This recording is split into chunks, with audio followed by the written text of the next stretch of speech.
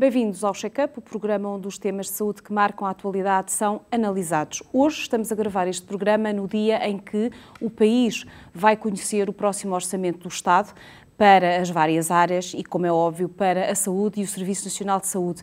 Vamos ter mais dinheiro para a saúde em 2020? Vamos nós, portugueses, pagar mais ou menos pelos cuidados de saúde? Estas são algumas das questões que hoje vamos tentar analisar nesta edição e, para isso, tenho comigo Raquel Varela, professora da Universidade Nova de Lisboa e historiadora, e Walter Amorim, presidente do Conselho Jurisdicional da Ordem dos Enfermeiros da Secção Regional do Centro. Bem-vindos a ambos. Obrigada. Professora Raquel Varela, começo por si, é autora do livro História do Serviço Nacional de Saúde em Portugal, o mais recente que acabou de publicar.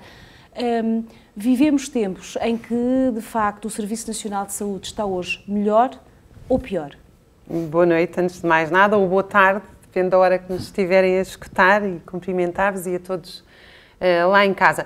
Nós vivemos o período mais crítico da história do Serviço Nacional de Saúde, que não remonta a 79, mas de facto a 74, 75, ou seja, o Serviço Nacional de Saúde, ele não é construído por decreto, e o próprio Arnaud, que foi uma peça fundamental desta história, lembrava sempre que foram os médicos, através de um processo intenso de participação na saúde a partir de 74, 75 e dos enfermeiros e dos técnicos. Eu falei primeiro nos médicos, não porque uns tenham mais importância do que outros, porque a saúde depende de todas estas profissões, mas porque, por exemplo, os enfermeiros tiveram um papel na história da construção do Serviço Nacional de Saúde britânico por causa da guerra, que aqui tiveram os médicos em 74, 75.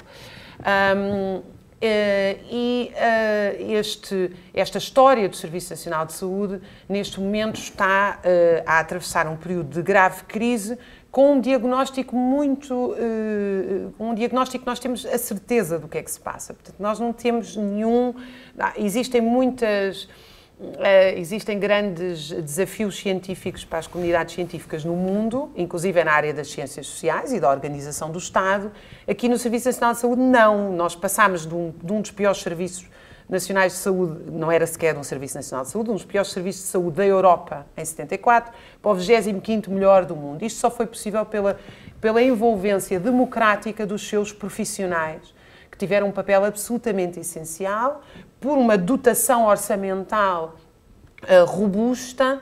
Portanto, estas duas características são absolutamente essenciais. E pela criação daquilo que é um Serviço Nacional de Saúde. E essa dotação financeira robusta que o deixou de ser, que agora ameaça, portanto, esse valor de excelência a que nos habituámos no Serviço Nacional de Saúde e que fez dele aquilo que é hoje, que é muitas vezes tido como uma das maiores conquistas da democracia portuguesa. Sem dúvida, não existe democracia, nem existe civilização, não existe humanidade no sentido pleno do termo, sem cuidados de saúde. E creio que quem está lá em casa a ouvir-me compreende que nós não temos escala, nem salários, por mais que eles subam, e devem subir, para sustentar um setor privado de saúde. Tanto que nós temos o setor privado em dependência da ADSE, e isso não é por acaso. Nós não somos o Brasil nem os Estados Unidos, e mesmo no Brasil, o maior seguro do Rio de Janeiro faliu. É óbvio que a dotação orçamental, o problema não se esgota na dotação orçamental, mas nós não podemos discutir um Serviço Nacional de Saúde se nós temos enfermeiros a ganhar 1.000 euros e médicos a ganhar 1.700. Porquê? Porque o salário mínimo real em Portugal anda nesta faixa. Apesar do salário mínimo oficial ser 600 euros, quem tem 1.000 euros consegue pagar contas, ou 1.500. Portanto, nós temos profissionais de saúde, que é aquilo que é absolutamente central e estrutural, com salários que nos devem envergonhar. Agora está muito na moda se deve dizer vergonha ou não, mas eu, como cidadã, como estudiosa, envergonho profundamente de ir ao Serviço Nacional de Saúde, onde vou e que utilizo, não utilizo o serviço privado de saúde. Eu tenho médico de família, sou uma utilizadora do SNS, e fico absolutamente chocada por ter os profissionais à minha frente, absolutamente dedicados. Embora se tenha criado um mito de que todos os enfermeiros e todos os médicos estão a fazer as coisas a correr para ir para o setor privado ganhar dinheiro. Isso é uma mitologia de quem não conhece como é que funciona o serviço de saúde. As pessoas estão absolutamente dedicadas, frequentemente em duplos turnos, com esforços. Há vários destes profissionais de saúde neste momento com 60 e 65 anos a fazer bancos e urgências. Quer dizer, isto é uma coisa completamente indecorosa, mas que estava absolutamente previsto, porque nós sabemos que, do ponto de vista geracional, Nacional, esta ruptura ia dar-se. E todos os governantes sabiam. Não há aqui ninguém que possa dizer que foi apanhado de surpresa na avaliação do que é o Serviço Nacional de Saúde e os seus problemas. Portanto, se não foi apanhado de surpresa e se é o principal responsável, tem que tirar daí consequências políticas. E as consequências políticas não podem ser mais do menos. Por exemplo, a novidade de haver autonomia de contratação. Isso, para mim, é a ameaça. Eu chamo-lhe ameaça porque é verdadeiramente uma ameaça, e já vou explicar porquê, de que os hospitais possam contratar, portanto, pagar mais a uns médicos do que a outros. Essa ideia é uma ideia liberal que vem do Banco Mundial, onde, aliás, passaram uma boa parte dos governantes portugueses. É uma ideia onde investigadores do Banco Mundial desenvolveram, que é para criar zonas de educação e de saúde em bairros privilegiados, ou seja... Mas, professora, a autonomia dos hospitais tem sido algo que tem sido repetidamente referida como essencial para que possa melhorar aquilo que é hoje a gestão das unidades. Não concorda com isso? Nós, para melhorarmos a gestão das unidades, primeiro nós precisamos de um Serviço Nacional de Saúde. Eu não vou ter um Serviço Nacional de Saúde se eu tiver um hospital bom, público, que paga bem e uma escola bem em Cascais ou em Lisboa e um hospital que paga mal em Torres Vedras ou em Loulé. Porquê? Porque os médicos e os enfermeiros, para serem profissionais de excelência e outros técnicos de diagnóstico, precisam de escala. O que é que isto quer dizer para quem está lá em casa a ouvir-nos? Têm que fazer muitos atos. Têm que fazer muitos atos e muitos atos complicados. Por exemplo, o facto de fechar a urgência do Garcia da Horta significa que casos mais complicados não vão entrar dentro do Garcia da Horta nas consultas normais, não é só na urgência, porque muitos deles passam para as consultas regulares porque passaram pela urgência. Significa que esses profissionais vão estar empobrecidos do ponto de vista científico porque vão deixar de lidar com os casos mais complexos. Aliás, que é essa uma das grandes diferenças entre aquilo que é a formação no Serviço Nacional de Saúde e, por exemplo, numa unidade privada, não é? Claro. Falta a tal escala e a tal diferenciação. Claro. Eu passava a palavra agora ao enfermeiro Walter Amorim. Revê-se, calculo que nas palavras da professora Raquel Varela, no sentido de que os profissionais de saúde estão mal pagos, nomeadamente os enfermeiros. Este Orçamento do Estado, que hoje, no dia em que estamos a gravar este programa, vai ser apresentado, refere apenas um reforço de 800 milhões de euros, que já percebemos que na prática vai ser pouco mais de 2%, ou mesmo nada, atendendo ao que for o fecho das contas no final deste mês. Esta verba não servirá para trazer para o Serviço Nacional de Saúde, pergunto, o número de enfermeiros que tem sido tido como necessário. Antes de mais, cumprimento-as e também quem nos ouve em casa. Antes de responder à sua pergunta concretamente, falar um bocadinho também daquilo que foi agora aqui exposto pela professora Raquel. Efetivamente, o Serviço Nacional de Saúde é, na minha ótica, a maior conquista da democracia portuguesa e do regime democrático português. Efetivamente, ele é um pilar sustentáculo da nossa sociedade e, portanto, tem sido o Serviço Nacional de Saúde aquela estrutura, aquela organização que tem mitigado as diferenças entre as diferentes classes sociais, entre os portugueses, efetivamente. E, efetivamente, concordando consigo, não há dúvidas de que os profissionais de saúde são a sua maior riqueza. E o reconhecimento, a valorização dos profissionais tem que ser intrínseco daquilo que é as políticas de saúde. E, como é evidente, também o investimento. Não é compaginável existir um Serviço Nacional de Saúde sem investimento e sem valorização dos seus profissionais. Veja-se aquilo que efetivamente tem sido, nos últimos anos em particular, um caminho que tem sido trilhado de saída dos nossos profissionais para outros países que, efetivamente, não pretendendo eles investir na formação dos seus profissionais, sabem que em Portugal encontram os melhores, ou pelo menos dos mais bem dotados técnica, científica e profissionalmente, como é evidente. E, portanto, é um caminho que tem sido crescente, que todos os anos tem conhecido, de facto, um aumento significativo, quer de enfermeiros, quer de médicos, para as mais distintas áreas do globo, muito bem reconhecidos e dignificados e, como é evidente, muito bem pagos.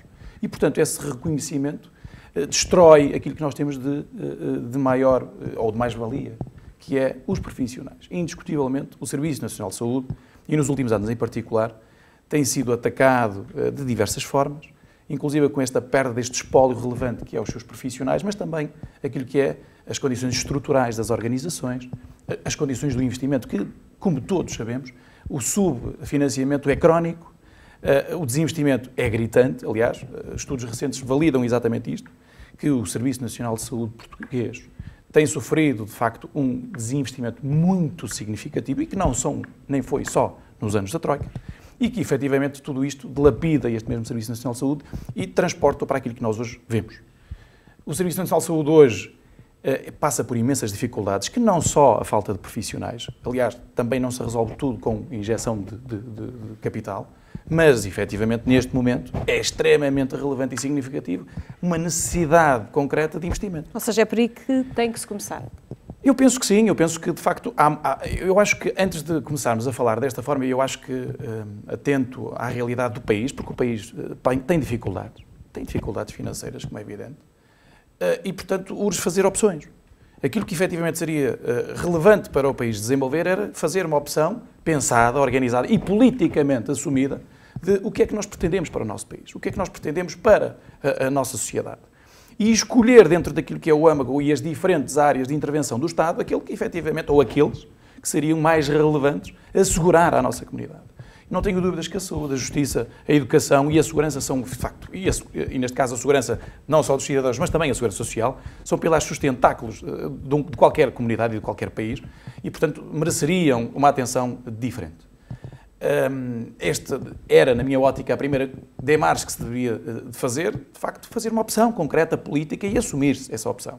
O que é que se quer para o futuro? Com este orçamento, essa opção fica clara de alguma forma? Bem, antes de mais dizer que este novo orçamento de Estado e naquilo que à área da saúde diz respeito, houve um incremento de mais ou menos 800 milhões de euros, o que é positivo, mas que, como disse quase no início da minha intervenção, o subfinanciamento da área e do setor obrigavam a um reforço muito superior.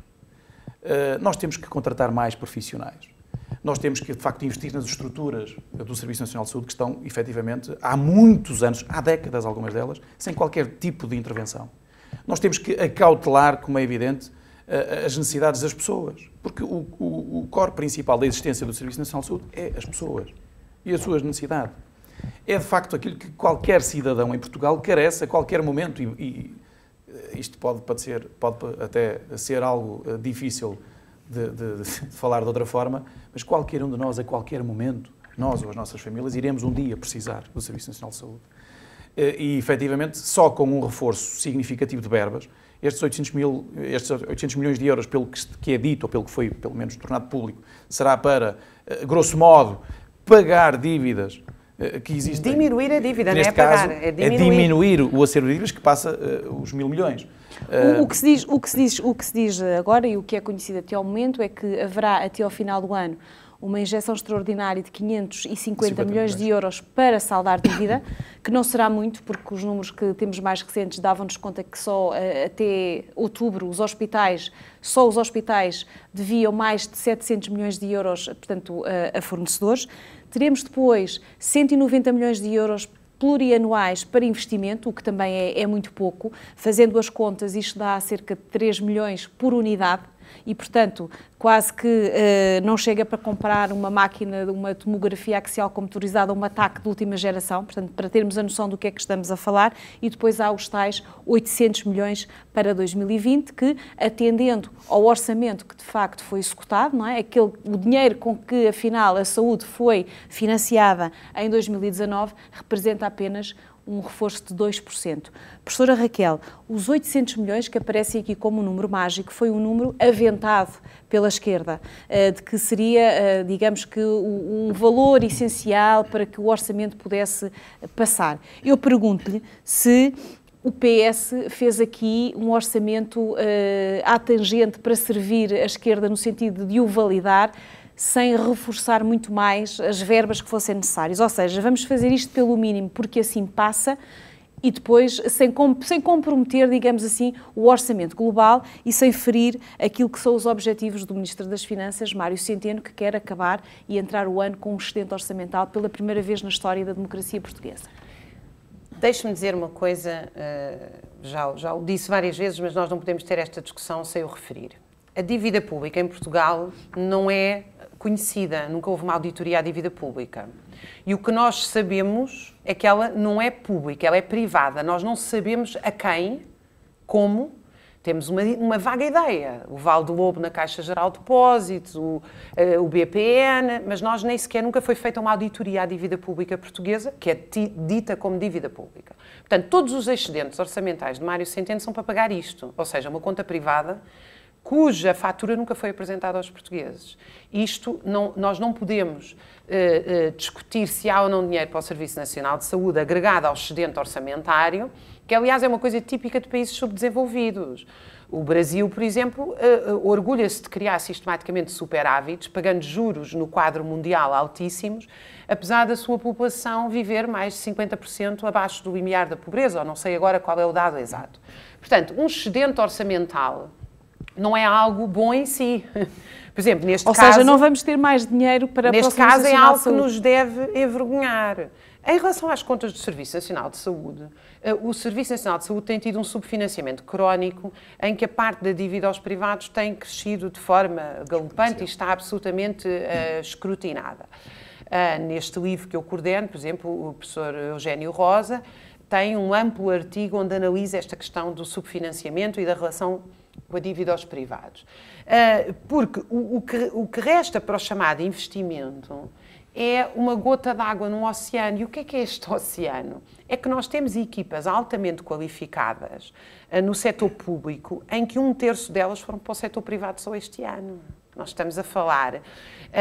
E nós, ultimamente, temos acordado com as notícias dos erros em medicina ou outro tipo de erros do Serviço Nacional de Saúde, mas nunca acordamos com os erros do setor privado, em que crianças nos cuidados intensivos têm que passar do setor privado para o setor público porque acabou o plafond do seguro, em que pessoas doentes com cancro passam do setor privado para o setor público porque acabou o plafond, em que colapsos informáticos dos hospitais privados que nunca vêm.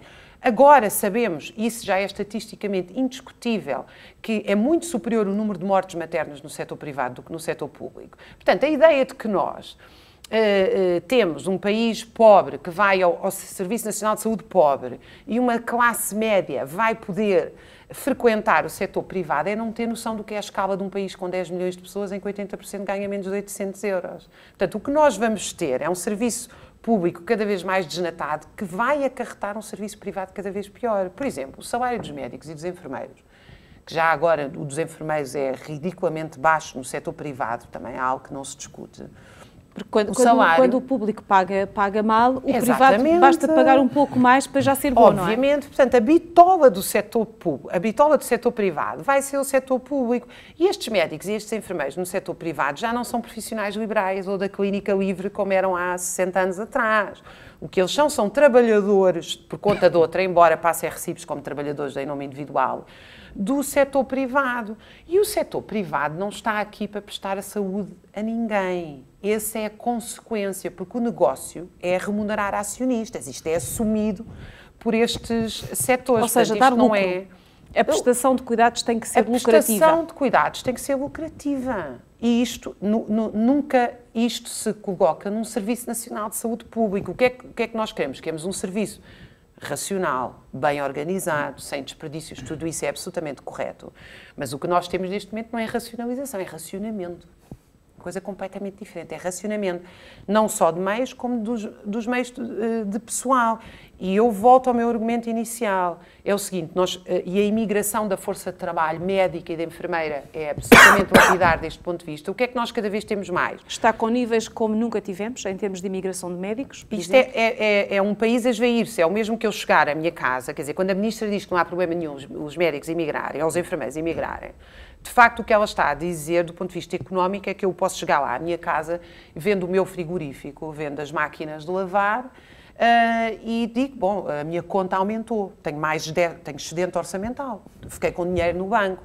Passa-se a que o frigorífico e a máquina aumentam a produtividade brutalmente do meu lar.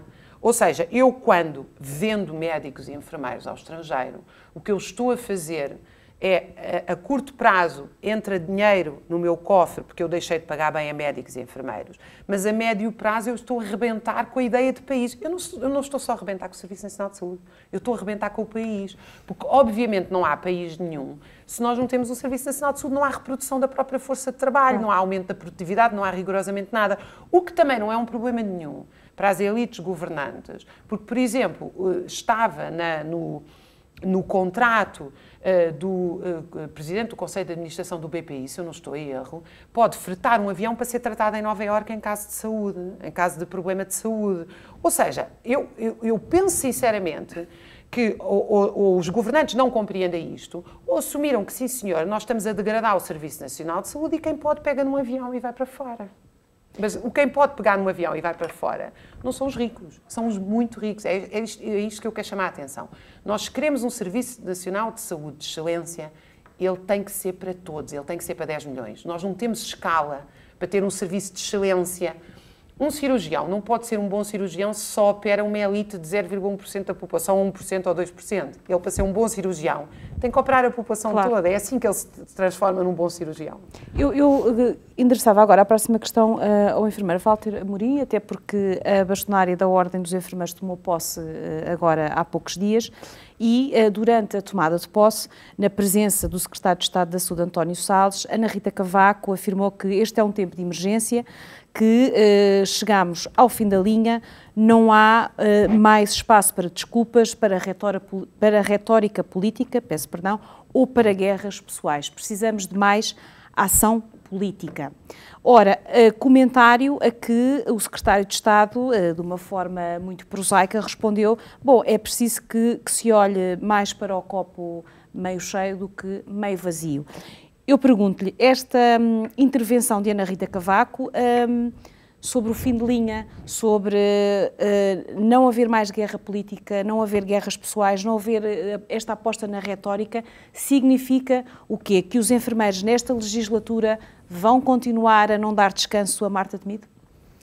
Bem, antes de mais dizer que, efetivamente, essas palavras foram ditas num contexto de tomada de posse, que ocorreu na passada sexta-feira, e, portanto, a senhora bastonária, a ela, competirá, efetivamente, melhor a expressar e melhor justificar aquilo que foi, de facto, o conjunto da sua declaração de tomada de posse.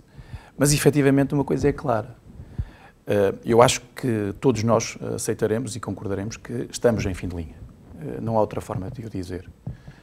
Não dá mais para, digamos, negar esta evidência, não dá mais para tentar florear a falta de recursos humanos, que não só de enfermeiros, mas, de facto, de uma forma muito significativa de enfermeiros. Basta ver aquilo que são os números concretos em relação àquilo que são os dados da OCDE, das média de enfermeiros a título nacional, e quando se fala de 6,7 a nível nacional, não se fala especificamente e exclusivamente do Serviço Nacional de Saúde, entenda-se. Fala-se do Sistema Nacional de Saúde. Que inclui também, o setor privado e setor social e corporativo. Da mesma forma, portanto, tem que se perceber que noutros países da OCDE, a média, que é, grosso modo, 9,4, 9,5 enfermeiros por cada 1000 habitantes, aqui é de 4,3, 4,4. Ou seja, há claramente um desfazamento perfeitamente inexplicável, surreal, onde se exige, de facto, que os profissionais consigam fazer aquilo que em qualquer outro país era impensável de fazer. E este tipo de postura, que advém de políticas concretas, são este tipo de ações que, de facto, mitigam o próprio Serviço Nacional de Saúde, que o diminui. E, portanto, esse fim de linha é claro. É claro que hoje em dia parece que é normal encerrar uma urgência pediátrica só porque não temos profissionais. Parece que é normal termos, por exemplo, num serviço de internamento, um enfermeiro para 20 ou 30 ou 40 utentes. Já nem vou para o setor social, ou privado ou corporativo.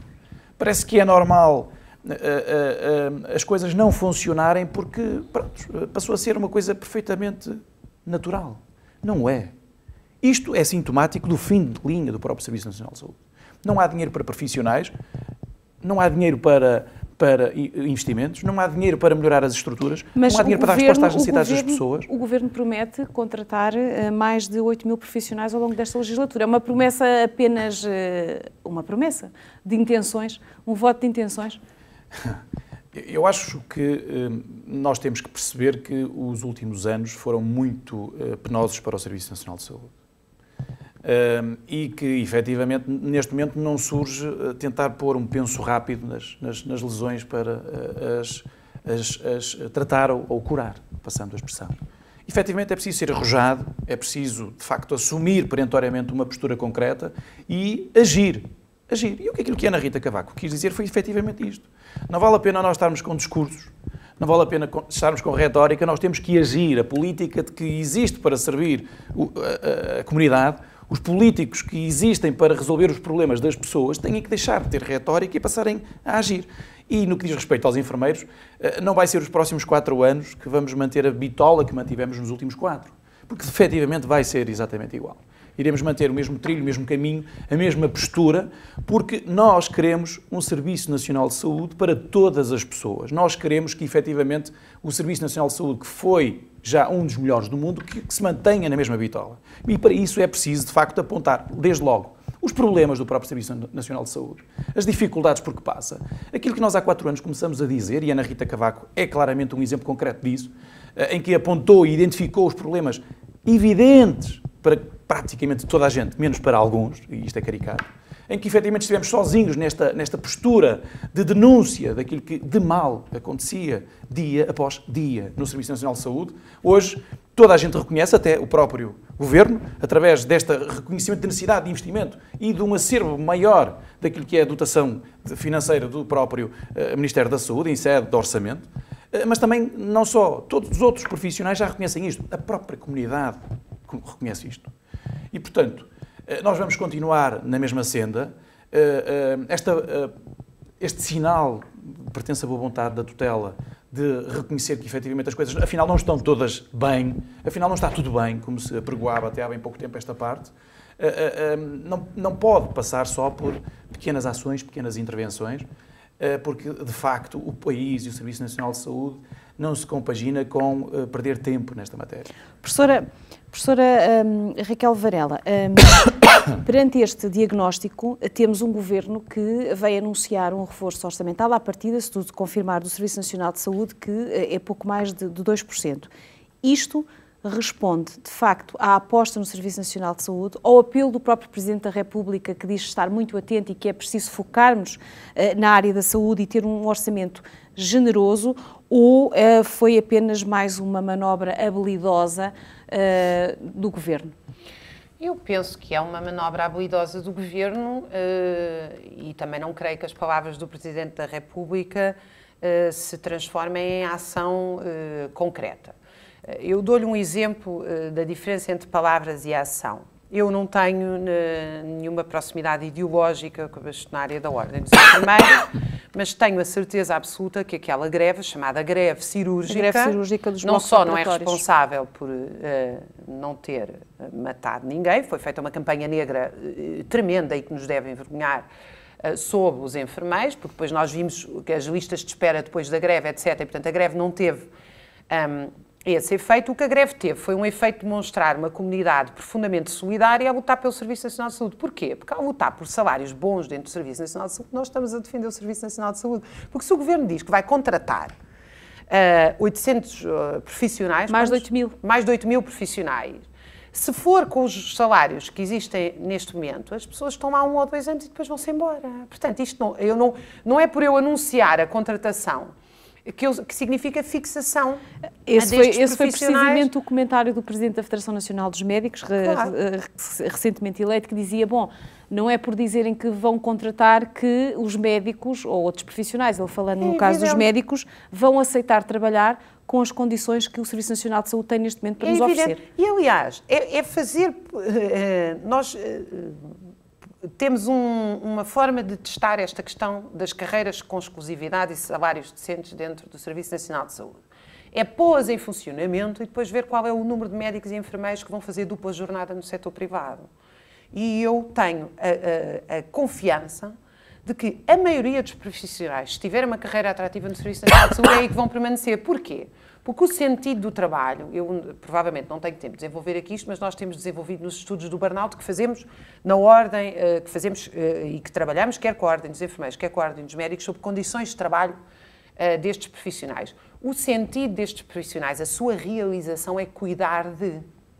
Não é entrar ali e eu tenho 15 minutos para ver um doente porque é preciso remunerar um acionista e produzir lucro, mas eu não vou falar com o meu colega de equipa porque aqui cada um é pago consoante em competição um com o outro e eu também não vou fazer mais meia hora aqui porque ninguém paga. Isto que é o serviço privado de saúde não dá compensações do ponto de vista do sentido do trabalho, que é o cuidar de muitos destes profissionais. Aliás, estão em burnout porque eles sentem que não podem cuidar de... E aí nem é tanto pelo salário.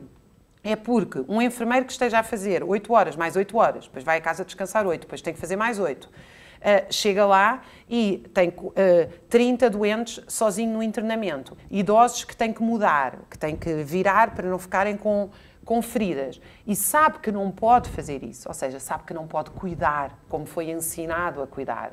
Um médico só tem X tempo para ver um doente e só tem uma consulta daí a 6 meses quando o pode ver outra vez, sabe que não pode cuidar. Qual é a solução, professora? Se não é só salários, como é que nós damos... Deixe-me só desenvolver esta questão. Vai entrar em sofrimento ético. Estas pessoas estão em burnout porque estão em sofrimento ético, porque o Serviço Nacional de Saúde, como está organizado, não lhes permite fazer aquilo para que eles foram treinados, que é a sua missão. É cuidar de... Portanto, o problema é um problema salarial, obviamente, porque ninguém consegue viver com estes salários. Neste momento, se alguém vive em Lisboa ou Porto, precisa no mínimo de uns 2.000 e muitos euros para conseguir pagar uma renda e ter uma vida minimamente decente. Ir ao teatro uma vez por mês, já nem é 2 com esse salário. Portanto, nós estamos a falar da realidade do que é a massa salarial em Portugal face aos custos de vida. E, portanto, este anúncio desta contratação, se não vem agregada a gestão democrática não é a gestão caótica, não é vamos votar tudo no braço no ar. A gestão democrática é ouvir os profissionais, o trabalho real nunca é o trabalho prescrito. Nunca. Isto é uma coisa que nós estudamos nos estudos de trabalho. Eu, se chegar ali a uma enfermaria e disser tem que se fazer isto, aquilo e aquilo outro, faço uma folhinha de Excel, a realidade nunca vai. Por isso é que existem as greves de zelo, é porque os profissionais sabem que quando fazem exatamente o que lhes mandam, nada funciona. Porquê? Porque o trabalho real é um trabalho subjetivo. Tem que ter existe sempre a minha subjetividade, como enfermeira, como médica, como técnica, a minha intervenção subjetiva, que normalmente até faz com que o trabalho funcione melhor. E como é que isso se melhora? Ou seja, como é que se quebra esse ciclo? Isto é, já percebemos que é preciso mais investimento para remunerações, para incentivos, mas também é preciso mais do que isto. É preciso que o Serviço Nacional de Saúde deixe de concorrer contra si próprio. E, portanto, é preciso acabar com o modelo EPSA. O Serviço Nacional de Saúde não pode ir ao mercado em concorrência consigo e com os hospitais privados. Mas isso vai contra o que está na Lei de Bases da Saúde, que foi aprovada no final... E a Lei de Bases da Saúde, houve mais de alguns houve uma discussão intensa na Lei de Bases da Saúde, que quanto a mim foi uma discussão um bocadinho, que é o PS e o PSD a tentarem ver quem é que ganha espaço, e na altura a esquerda que apoiou esta forma da geringonça.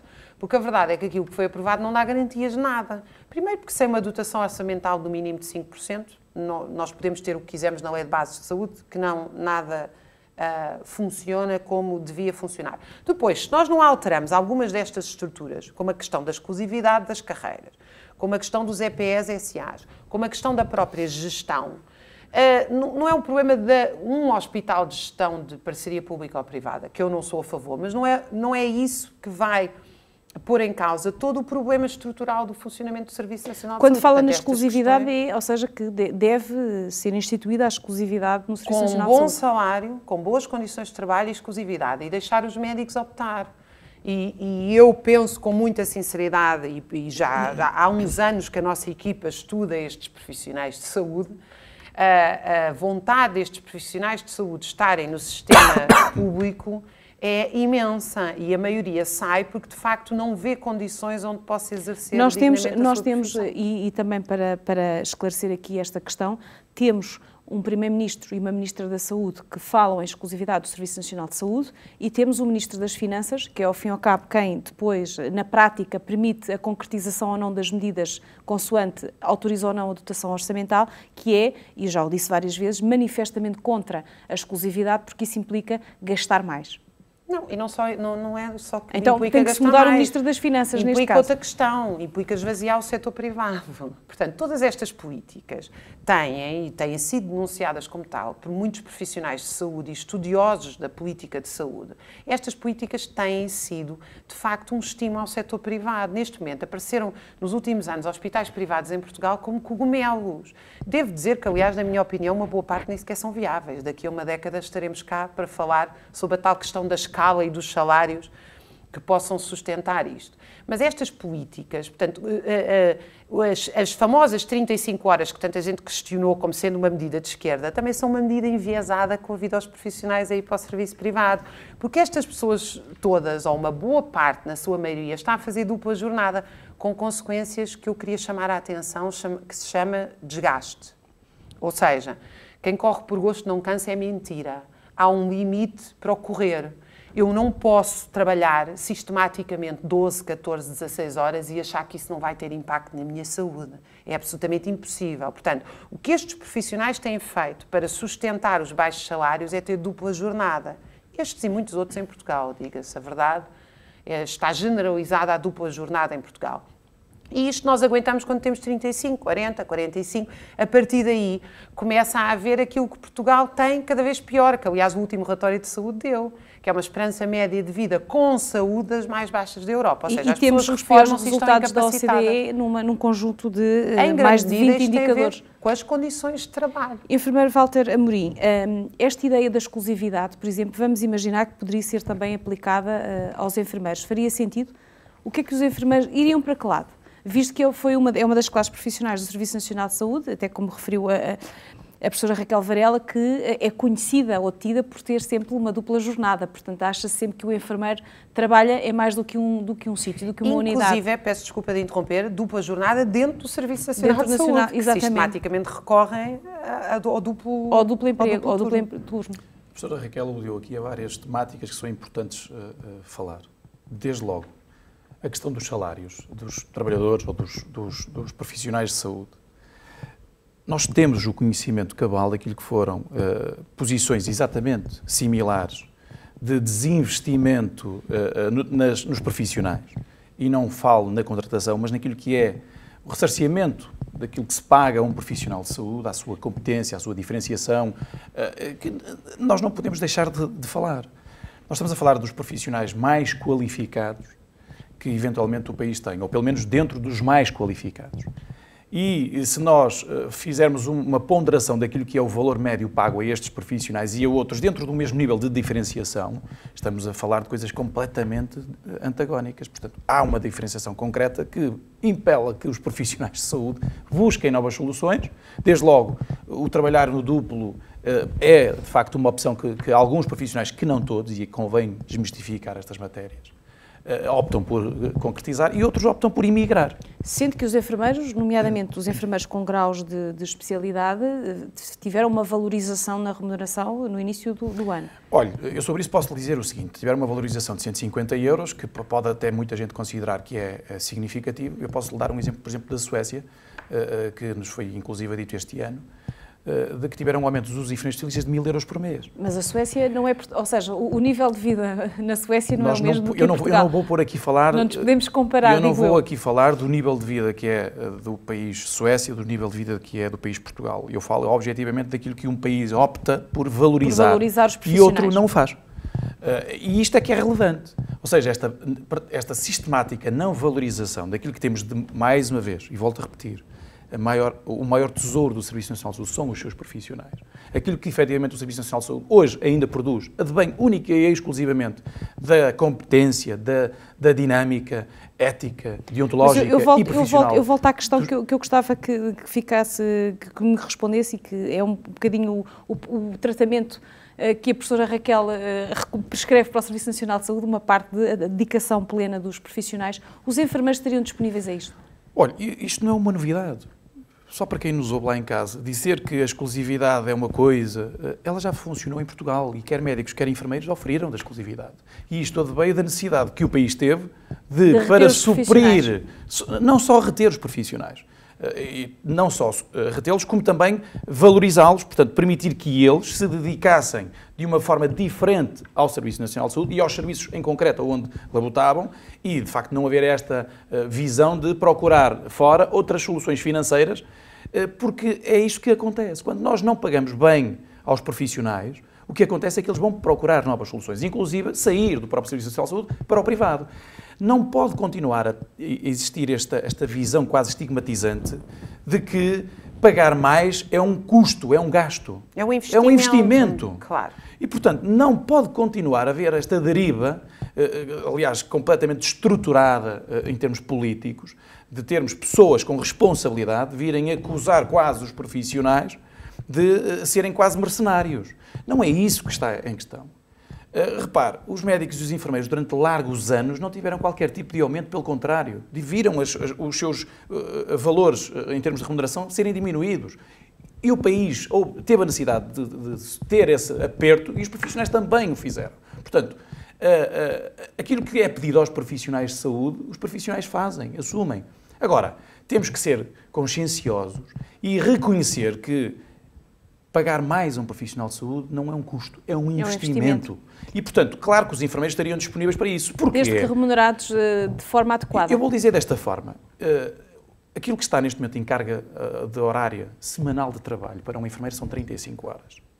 Eu desafio a tutela, seja quem for, que venha dizer que os enfermeiros apenas trabalham 35 horas. Porquê? Porque a verdade é que se a gente consultar aquilo que são os horários de trabalho nas diferentes instituições do país, não só dos cuidados hospitalares, também dos cuidados primários, o que nós verificamos é um índice, neste momento, bastante significativo de horas extraordinárias que são pagas a profissionais, e aqui faço uma ressalva, que são horas extraordinárias pagas como tal, mas que não são verdadeiras horas extraordinárias, ou seja, é uma imputação em sede de horário, da construção do horário mensal, de horas a mais vertidas nesse mesmo horário, ou seja, horas a mais que aquelas que estão devidamente tipificadas na lei, como horas contratualizadas em sede de contrato de trabalho, que vão muito para além disso e que efetivamente agora, e reforço também isto, agora, nestes últimos 2 anos, uma disposição do Estado de pagar essas horas em horas extraordinárias, porque antes nem sequer o faziam, eram pagas em bancos de horas que eram perfeitamente ilegais. Depois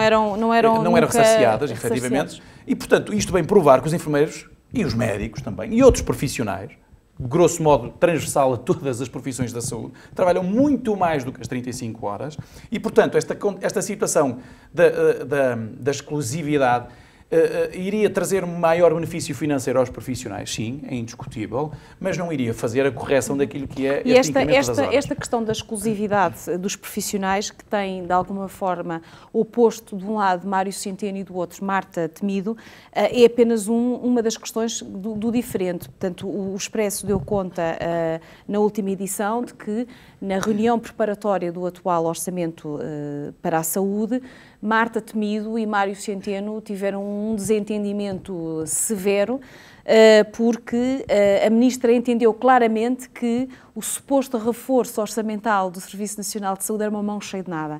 E que Mário Centeno disse, bom, ou é assim, não há plano B e, portanto, a minha vontade tem que prevalecer e, ao que parece, o Primeiro-Ministro assim o entendeu e, portanto, apoiou Mário Centeno e o orçamento é este que vai vingar. Professora, como é que se vai conseguir gerir e como é que interpreta este diferendo entre a Ministra da Saúde e o Ministro das Finanças? Pode ser um sinal de que alguma coisa... É uma pergunta com uma carga política importante e eu gostava de referir o seguinte em relação a isso. Em relação a isso é um bocadinho a minha, enfim, uma visão pessoal não estudada, porque de facto a minha área é a organização do trabalho na saúde.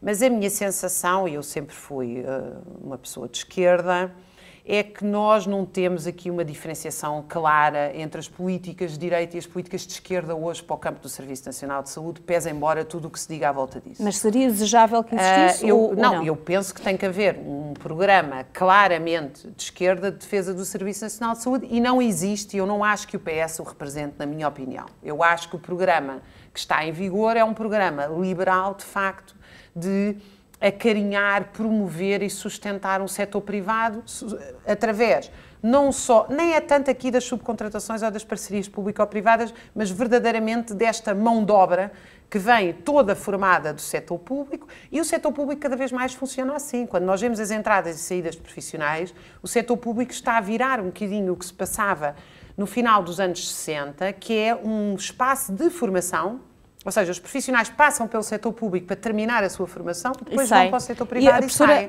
Na sua perspectiva, Marta Temido tem-se assumido como uma mulher de uma fação política mais à esquerda. Pode ser que Marta Temido tenha o mesmo entendimento que a professora agora falou, de que a política não está a ser devidamente à esquerda? Não acredito nisso. Acho que este governo é muito coerente e acho que Marta Temido assumiu aqui o papel, como aliás o Ministro da Educação, assumiram aqui o papel um bocadinho de dispostos a levar pancada e dispostos a assumir as polémicas, porque quem verdadeiramente governa é António Costa com Mário Centeno e, portanto, não há nenhuma primazia aqui do Estado Social e das políticas que têm a ver com o Estado Social, pese embora a carga fiscal cada vez maior que os portugueses pagam.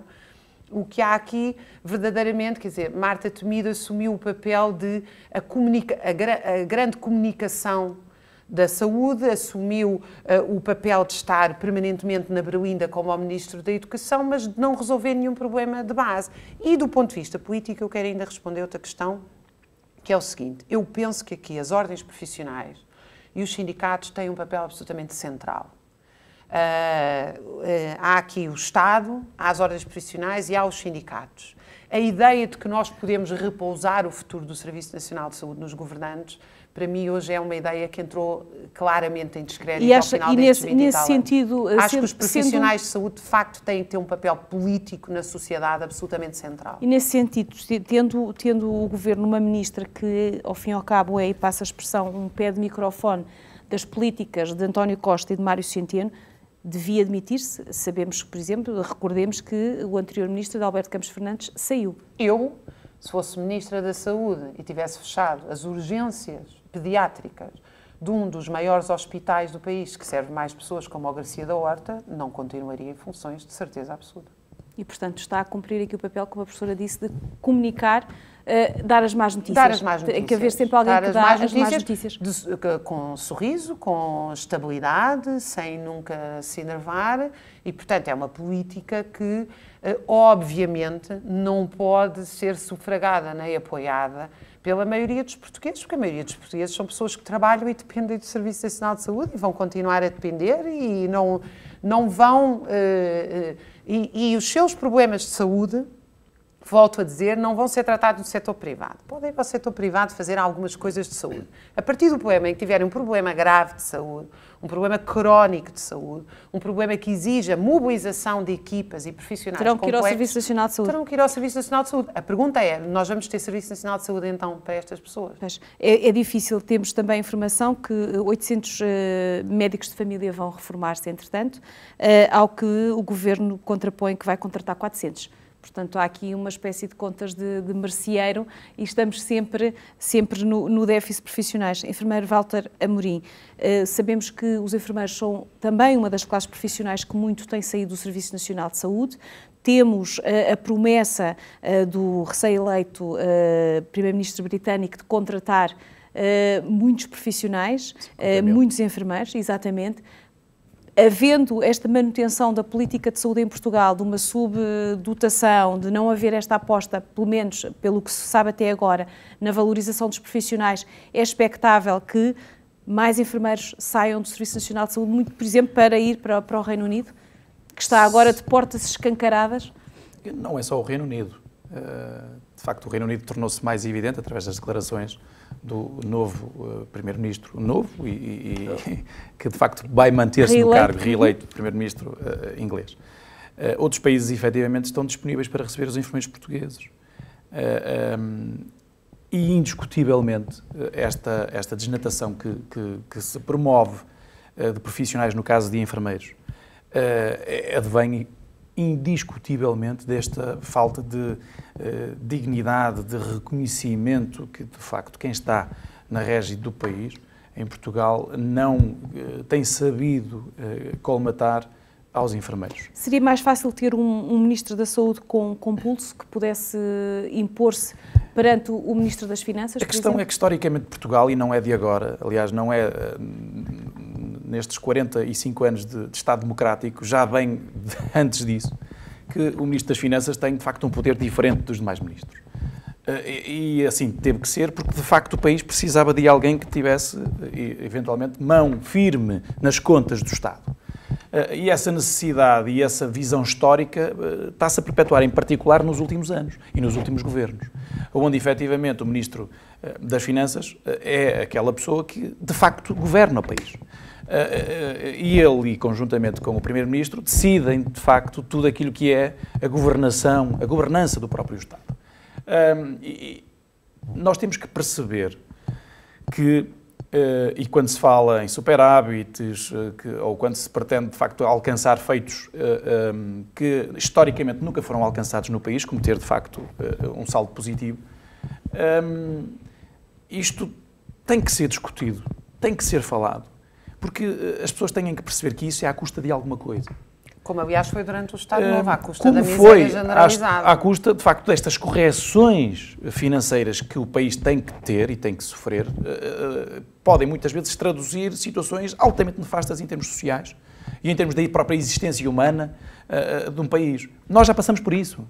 E a verdade é que esta perspectiva de que eu quero alcançar um resultado à custa de alguma coisa, que claramente percebemos que é uma falta de investimento absolutamente atroz em diferentes áreas do país, promove efetivamente maior segregação social, promove de facto maiores dificuldades das pessoas, promove um desfazamento maior também em termos de estratos sociais e daquilo que é uma convergência que todos preconizamos e ansiamos em termos europeus, que claramente não se faz. Não está a acontecer. Professora, uma última intervenção. O que é que seria absolutamente necessário ver refletido no orçamento que hoje vai ser apresentado na Assembleia da República? Para o Serviço Nacional de Saúde, eu penso que absolutamente necessário é pelo menos 5% para a dotação orçamental do Serviço Nacional de Saúde, é abrir-se as carreiras com exclusividade e com salários que têm que ser acima da reprodução biológica. As pessoas não podem só ganhar para pagar a casa, a alimentação, a roupa. As pessoas têm que trabalhar para viver e não viver para trabalhar. Isso é absolutamente essencial.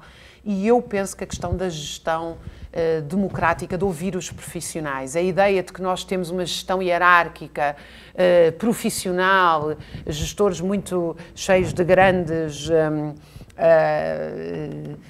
grandes preparações académicas na área da gestão e fazem uma gestão top-down, de cima para baixo, isso não é viável. Nós temos que ouvir as pessoas, é um modelo ultrapassado, as pessoas que estão na realidade, no seu dia-a-dia no trabalho, têm que ser escutadas e têm que ter um papel a dizer como é que funcionam os serviços. Agradeço a ambos a participação.